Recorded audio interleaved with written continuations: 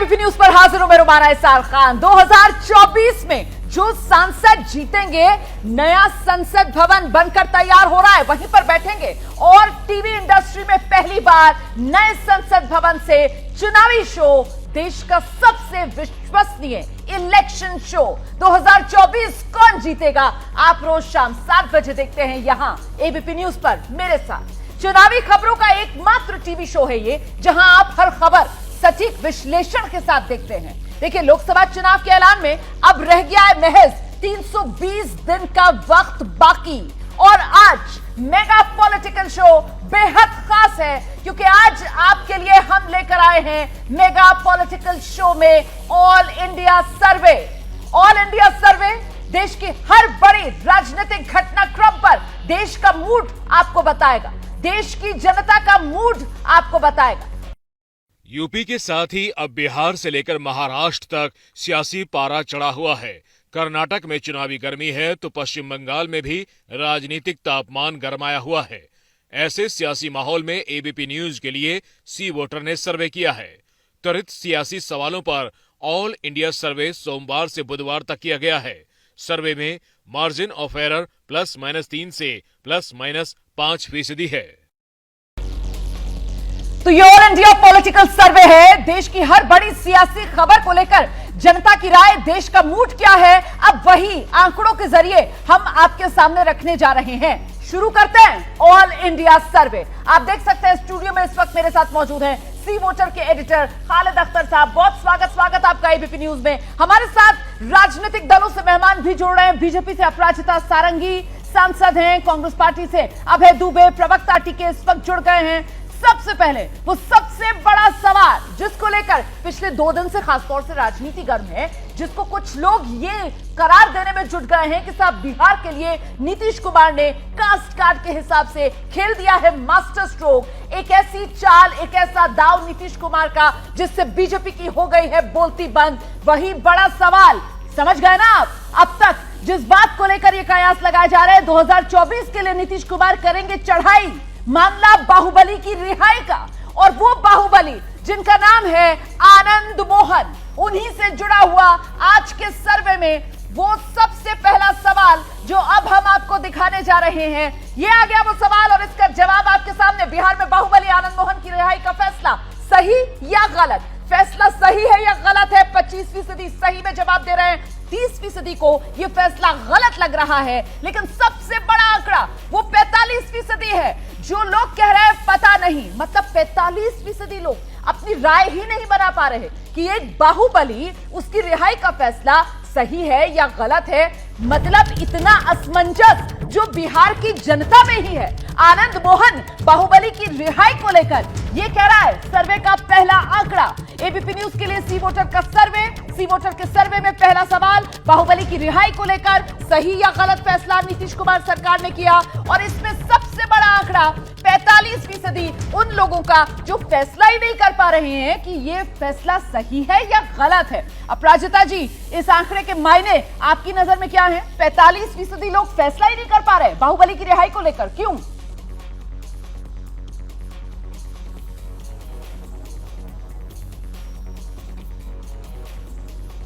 मुझे लगता है अपराजिता जी से हमारा संपर्क नहीं हो पा रहा है, लेकिन रिएक्शन जरा अभय दुबे जी से लेते हैं। अभय दुबे जी, सवाल तो ये पूछा जा रहा है, आप महागठबंधन में शामिल हैं बिहार में, कि आपकी सरकार ने राजपूत वोटर्स को साधने के लिए बाहुबली आनंद मोहन की रिहाई का रास्ता साफ किया कानून में बदलाव करके, और ये जो 45% जो फैसला ही नहीं कर पा रहा सही या गलत, इसके मायने आपकी नजर में क्या है?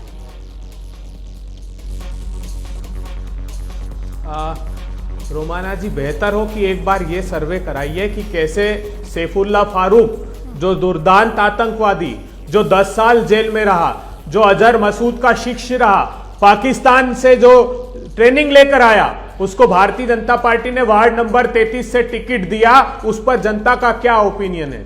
तालिब हुसैन, जो घोषित आतंकवादी है, जो अमित शाह साहब का मंच साझा करता है कश्मीर में, जिसको जनता पकड़ती पाकिस्तान से हथियार सप्लाई करने के मामले में, उस पर जनता का क्या ओपिनियन है?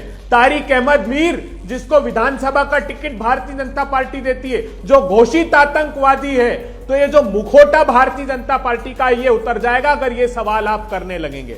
कानून सम्मत अगर किसी निर्णय ने ये तय किया है तो वो राज्य की जनता को निर्धारित कर देने दीजिए। बलात्कारियों के आरोपियों को 11-11 नहीं छोड़ा गया है गले में माला डालकर। ठीक है, ये बात बिहार की जनता जानती है, बिहार की जनता को निर्णय करने दीजिए। नहीं, सवाल मेरा दरअसल सर यही था। मुझे लगता है कि जरा खालिद अख्तर साहब से इस पर क्लैरिटी लेते हैं। खालिद अख्तर साहब, एक ऐसा क्वेश्चन जिसमें मुझे लगता है राय बनाने में ज्यादा दिक्कत तो नहीं होनी चाहिए। मतलब बाहुबली की रिहाई का मामला है, या तो आप उसको सही ठहरा सकते हैं या गलत ठहरा सकते हैं, पर हैरान कर रहा है ये आंकड़ा, क्योंकि 45% जो सबसे बड़ा आंकड़ा है वो ये बता रहा है कि लोग कह रहे हैं पता ही नहीं, वो फैसला ही नहीं कर पा रहे। देखिए, इसमें जो जिन लोगों ने अपनी ओपिनियन दी है वो 1/3 का आंकड़ा, जो 30% लोग तो ये कह रहे हैं कि साहब ये गलत है। ठीक है, और ये हो सकता है कि ये वजह ये रही हो कि जिस हिसाब से पिछले कुछ दिनों से हम देख रहे हैं कि अतीक अहमद वाला एपिसोड हुआ है और पॉलिटिक्स का और क्रिमिनल का क्राइम का जो नेक्सस है, इन दोनों का जो रिश्ता है उससे लोग ऊब चुके हैं और उनको समझ में नहीं आ रहा कि ये जा किस तरफ रही है पूरी सियासत जो है, खास तौर से बाहुबलियों को लेकर के।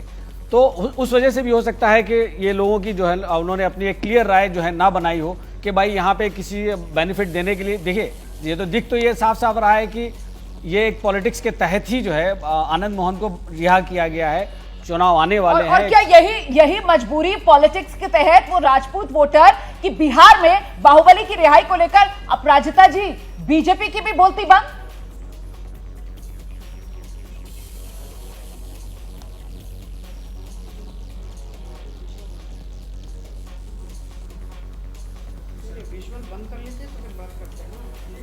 अपराजिता जी, मेरी आवाज मिल रही है आपको? मुझे लगता है अभी संपर्क नहीं हो पा रहा है। हम आगे बढ़ते हैं, हम इस सर्वे का अगला सवाल आपको दिखाते हैं। देखिए, ये त्वरित सर्वे और इससे देश की राजनीति का मूड और मिजाज आप समझ पाएंगे। अगला सवाल अब लेकर आ रहे हैं आपके टेलीविजन स्क्रीन पर, और वो अगला सवाल क्या है, जल्दी से ले आइए जरा। वो अगला सवाल, 2024 कौन जीतेगा, इसका मूड और इसकी तस्वीर का अंदाजा आपको कुछ हो पाएगा इस ऑल इंडिया सर्वे के सवाल जवाब के सिलसिले से। क्योंकि अब बिहार से निकलकर जरा बात महाराष्ट्र की कर लेते हैं, जहां शिंदे की छुट्टी की लेकर जो खबरें उड़ रही हैं। अगर शिंदे की छुट्टी होती है तो फिर महाराष्ट्र में सीएम किसे बनना चाहिए, ये जो सवाल है, इसमें वो 28% वाला आंकड़ा देखिए, हैरान कर रहा है ये आंकड़ा। 28% कह रहे हैं कि अगर शिंदे की छुट्टी होती है तो फिर मुख्यमंत्री बनना चाहिए उद्धव ठाकरे को। ये बड़ा आंकड़ा है जो दिखा रहा है कि महाराष्ट्र की जनता के मन में क्या सहानुभूति है उद्धव ठाकरे के लिए। ऑल इंडिया सर्वे में ये वो बड़ा सवाल अगला, महाराष्ट्र में शिंदे की छुट्टी होती है तो फिर होना क्या चाहिए, क्या बीजेपी उद्धव हाथ मिला लें? 19% कह रहे हैं हाथ मिलाकर सरकार बनानी चाहिए। 12% कह रहे हैं बीजेपी को एनसीपी के साथ, मतलब शरद पवार की पार्टी के साथ हाथ मिलाकर सरकार बना लेनी चाहिए। अघाड़ी फिर से सरकार बना ले, मतलब शिवसेना, एनसीपी, कांग्रेस, ये कहने वाले भी 19% हैं। और वहीं सबसे ज्यादा 32% का आंकड़ा, मतलब 32% लोगों की राय यह है कि महाराष्ट्र में अगर शिंदे की छुट्टी होती है तो फिर सीधे चुनाव होना चाहिए। अगला बड़ा सवाल अब आपके सामने, और अगला बड़ा सवाल 2024 कौन जीतेगा, इसमें आपके सामने जो रख रहे हैं हम, वो भी महाराष्ट्र की सियासी मिजाज को समझाने में आपके लिए मददगार होगा कि आखिरकार लोगों की राय क्या निकल कर आ रही है। सवाल ये कि अजित पवार महाराष्ट्र का सीएम बनने की क्षमता रखते हैं क्या? 30% हाँ में जवाब दे रहे हैं, 33% ना में जवाब दे रहे हैं, पता नहीं 37%। इनके समर्थन में सीधे सीधे पोस्टर्स लग गए थे बाकायदा महाराष्ट्र में। और आइए जल्दी से अब रुक कर खास मेहमानों का, सबसे पहले तो खालिद अख्तर साहब, मतलब ये जो जोड़तोड़ वाली राजनीति जिसके तहत सरकार बनाने का खेल महाराष्ट्र में खेला गया, जो सवाल के जवाब में लोगों की राय निकल कर आ रही है कि 32% कहते हैं कि अगर छुट्टी होती है शिंदे की तो फिर चुनाव हो। जोड़तोड़ से सरकार बनाने के खेल से जनता भर पाई? जी हाँ, देखिए, इसमें साफ साफ यही दिख रहा है कि ज़्यादातर लोग जो है, जिस तरह से सियासत पूरे पिछले 4 सालों में महाराष्ट्र में जिस तरह से हुई है, 2019 दिसंबर में वहाँ पे चुनाव हुए थे, उस चुनाव बीजेपी और शिवसेना ने साथ में चुनाव लड़े थे, लेकिन उसके बाद सरकार शिवसेना ने जो है कांग्रेस और एनसीपी के साथ बनाई और फिर जो है उसके बाद जो एनसीपी का एक बहुत बड़ा धड़ा तोड़ करके जो है वो एकनाथ शिंदे अलग हो गए और फिर सरकार जो है उन्होंने बीजेपी के साथ सीएम बन गए। तो ये जिस तरह पूरा उठा पटक का जोड़ तोड़ का जो खेल चला है, हाँ। लोग उससे ऊब चुके हैं। और अगर एक बार फिर इस जोड़ तोड़ के खेल से, और इसी वजह से 32% का कहना यह है कि दोबारा से चुनाव हो जाए, यही महाराष्ट्र खेत में है। लेकिन अपराजिता सारंगी जी, जिस तरीके से आंकड़ा निकल कर आ रहा है कि शिंदे की छुट्टी तो फिर सीएम कौन, और उसमें पहली पसंद उद्धव ठाकरे। उद्धव ठाकरे के लिए जनता के मन की ये सहानुभूति, मतलब संसद में बीजेपी।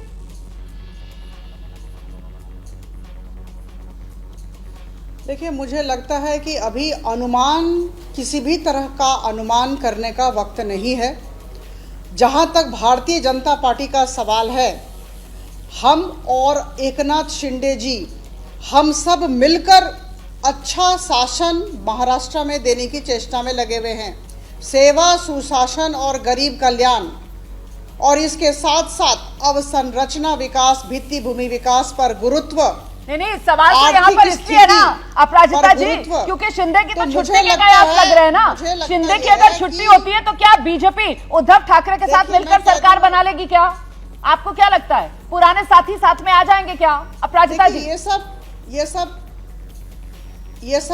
ये सब हाइपोथेटिकल है। मैंने कहा किसी भी तरह का अनुमान ना करें। हाँ। अगर हम कल निर्वाचन में भी गए तो भारतीय जनता पार्टी और भारतीय जनता पार्टी के साथ जो भी होंगे उनकी विजय होगी। यह बहुत ही विनम्रता के साथ, लेकिन बहुत ही आत्मविश्वास के साथ कहती हूँ। और निश्चित तौर पर यह हमारा रिपोर्ट कार्ड कह रहा है, हमने काम किया, हम लोगों के साथ खड़े हैं महाराष्ट्र में। ठीक है, आपके दावे अपनी जगह, लेकिन हम जल्दी से आगे बढ़ रहे हैं और हम आगे बढ़ रहे हैं अगले सवाल की तरफ। और जरा जल्दी से आपको अब अगला सवाल दिखा देते हैं। हमारे सर्वे का अगला सवाल जो है वो सीधे राहुल गांधी से जुड़ा हुआ।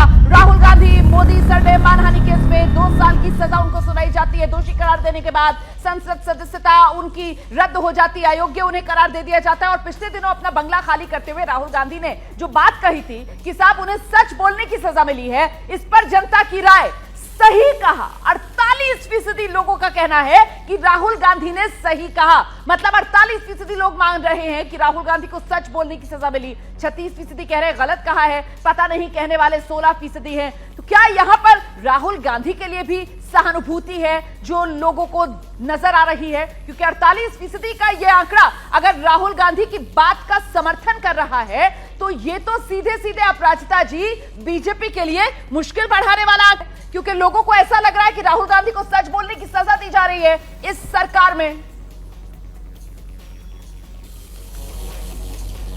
देखिए, मैं कह दूं, जनवरी 2023 में मूड ऑफ द नेशन सर्वे हुआ था और आपको पता है उसका परिणाम क्या निकला था।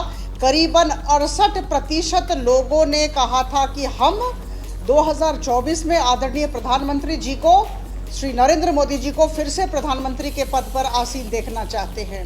तो उस पद पर तो वैकेंसी है ही नहीं, यह हम बार बार कहते हैं। और रही बात राहुल गांधी जी की, जी मुझे लगता है कि इनकी बातों पर न किसी को भरोसा है न होगा।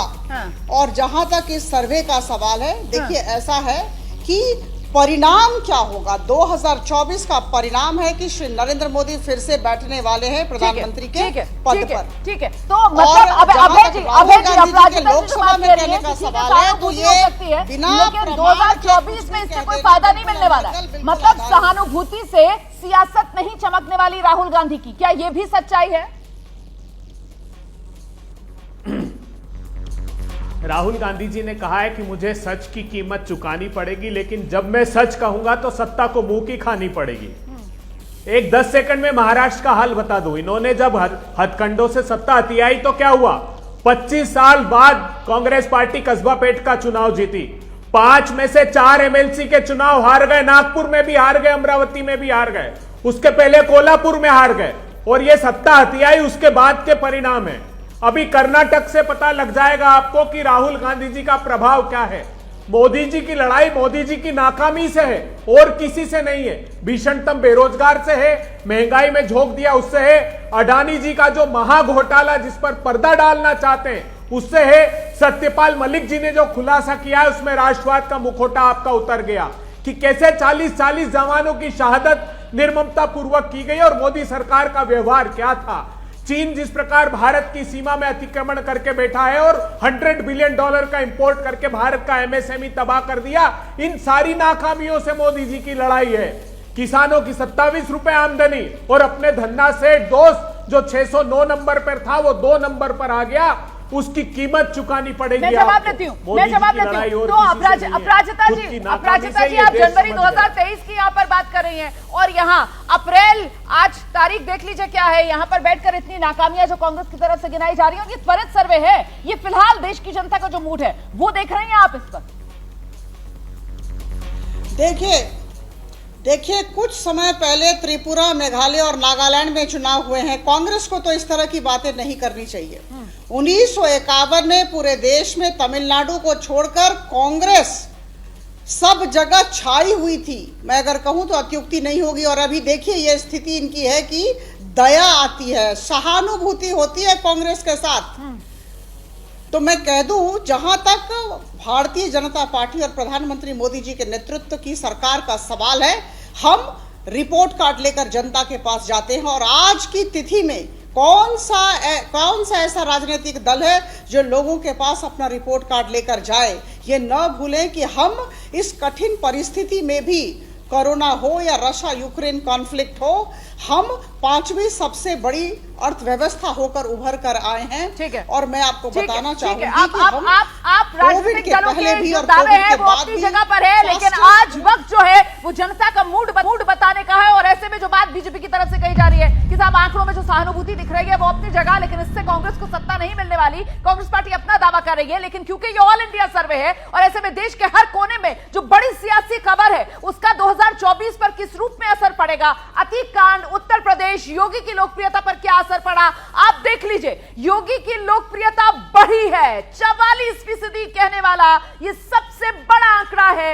लोग ये मान रहे हैं कि अतीक कांड से योगी की लोकप्रियता बढ़ी। और योगी की लोकप्रियता बढ़ने का मतलब सीधे सीधे क्या बीजेपी के फायदे से जोड़कर नहीं देखा जाएगा? ऑब्वियसली देखा जाएगा। अगला सवाल अब आपके सामने ऑल इंडिया सर्वे का, जल्दी से ले आइए वो अगला सवाल। आंकड़ा आपको दिखाएंगे ऑल इंडिया सर्वे में। अगला सवाल ये, क्या कर्नाटक चुनाव में अतीक मुद्दा बनेगा? हाँ कहने वाले 35%, नहीं कहने वाले 32%, पता नहीं कहने वाले 33%। योगी आदित्यनाथ जिनके अतीक मुद्दे की वजह से लोकप्रियता बढ़ रही है, आज कर्नाटक में चुनाव प्रचार में गए हुए हैं। इमरान प्रतापगढ़ी जो किसी वक्त में अतीक के लिए कसीदे पढ़ते थे, उनको प्रचारक कर्नाटक में कांग्रेस ने बनाया। इसको लेकर बीजेपी आक्रामक है और 35% सबसे बड़ा आंकड़ा यह कह रहा है कि साहब अतीक कर्नाटक चुनाव में भी मुद्दा बनेगा। अब अगला सवाल आपके सामने रखते हैं, कर्नाटक में किसी को अगर बहुमत नहीं मिलता तो आपके हिसाब से क्या होना चाहिए? ये बेहद दिलचस्प है, इसको जरा गौर से देखिएगा। बीजेपी को विपक्ष में बैठना चाहिए, ये कह रहे हैं 26% अगर किसी को बहुमत नहीं मिलता। अच्छा, बीजेपी जेडीएस हाथ मिला ले, 20% कह रहे हैं। कांग्रेस जेडीएस को हाथ मिला लेना चाहिए,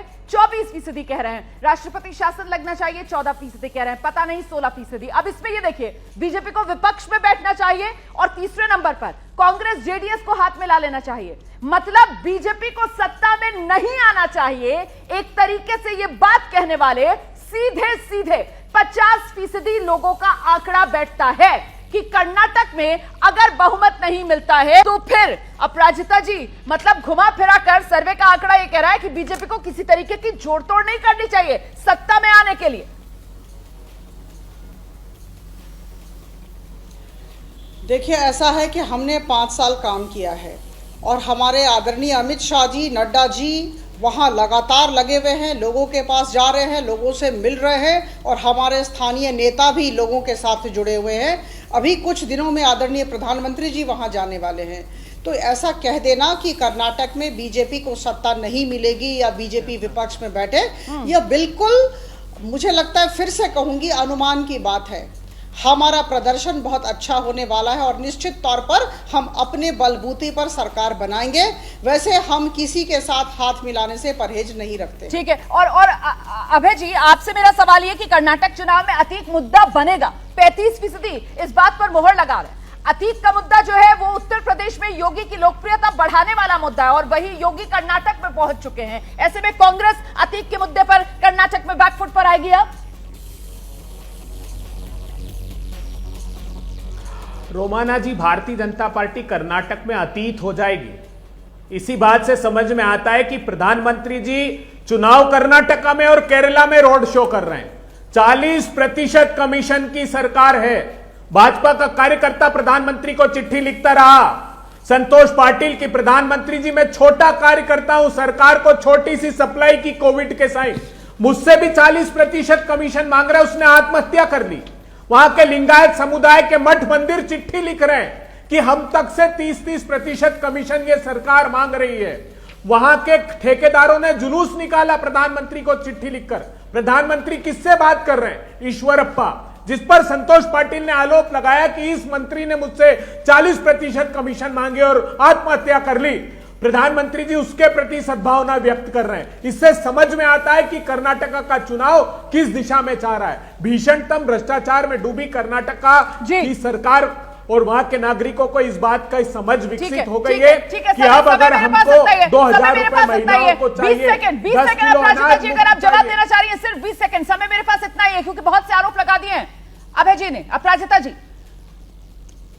त्रिपुरा और नागालैंड में दूसरी बार भारतीय जनता पार्टी ने सरकार बनाई, गोवा में तीसरी बार बनाई, उत्तराखंड में दूसरी बार बनाई और उत्तर प्रदेश में भी 2 बार सरकार बनी है। और लेकिन जब आप ये सब गिराएंगे तो फिर उधर से पलट कर कहा जाएगा साहब 2013 के 40 सीटों से बढ़कर 104। दोनों राजनीतिक मेहमानों का हमारे साथ जुड़ने के लिए। ऑल इंडिया पॉलिटिकल सर्वे देख रहे हैं आप, और इस सर्वे के आंकड़ों के मायने क्या है, इससे किस तरीके से 2024 के लिए समीकरण सेट होंगे। हमारे साथ खालिद अख्तर स्टूडियो में लगातार बने हुए हैं। तो देश की हर बड़ी सियासी खबर का 2024 पर असर।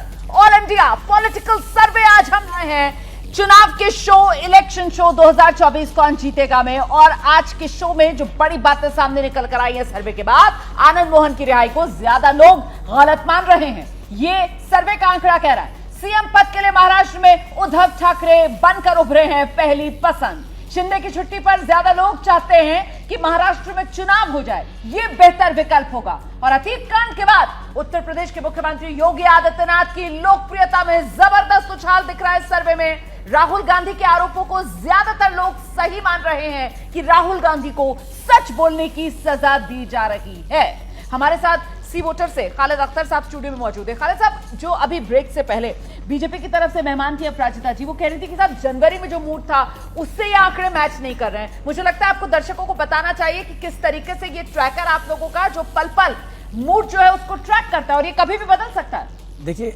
जो मूड ऑफ द नेशन की जो बात कर रही थी वो एक लॉन्ग ड्रॉन सर्वे होता है जिसमें हम अलग अलग चीज़ों पे बात करते हैं, उसमें कंपैरिजन भी करते हैं कि भाई पीएम और राहुल गांधी में दोनों में आपकी पहली पसंद कौन है। ठीक है। तो उसमें दोनों की अप्रूवल रेटिंग लेते हैं, उसमें हमें आता है कि पीएम मोदी की अप्रूवल रेटिंग काफ़ी ज़्यादा है राहुल गांधी के बनिस्बत। लेकिन ये जो हमने सवाल किया ये स्नैप पोल है, ये यानी कि कोई भी एक इशू जो फॉरेन हुआ है उस पर हम लोगों की ओपिनियन लेना चाहते हैं या जानना चाहते हैं लोग क्या सोच रहे हैं। तो उसमें लोगों को ये लगा है कि राहुल गांधी ने जिस तरीके से अडानी वाले इशू को लेकर पीएम पे एलिगेशन लगाया, उसके बाद जो डिफेमेशन केस में उनकी लोकसभा की सदस्यता गई और फिर जितनी जल्दी दिखाई गई उनसे घर खाली करवाने में, तो उसके बाद उन्होंने इस तरह से कहा कि भाई ये सारी सजा मुझे सच बोलने की वजह से मिल रही है। तो लोगों को लगा कि नहीं, जो इन्होंने किया है, जो इनके साथ जो है यहाँ पे ये गलत हो रहा है, तो उनको लगा कि उनके इल्जाम जो है ये सही है। बहुत शुक्रिया खालिद अख्तर साहब आपका हमारे साथ जुड़ने के लिए। तो 2024 कौन जीतेगा, हम इस शो में रोज शाम 7 बजे इसी तरीके से देश की सियासी नब्ज टटोलते रहेंगे और हर बड़ी सियासी खबर सटीक विश्लेषण के साथ और सर्वे के आंकड़ों के साथ आपके सामने रखते रहेंगे। क्या मजबूरी है मेरी, बताइए। मैं अभी आपको बताती हूँ कि मैंने ओए होए होए होए नमकीन के चटकारे लेते हुए टकटकी मार के डिबेट शो को पॉज रिपीट कर करके देख रहे हैं जोगिंदर जी। इनकी तरह आप भी देखें अपनी फेवरेट डिबेट्स को रिपीट कर और डाउनलोड कीजिए एबीपी लाइव ऐप अपने स्मार्ट टीवी पर।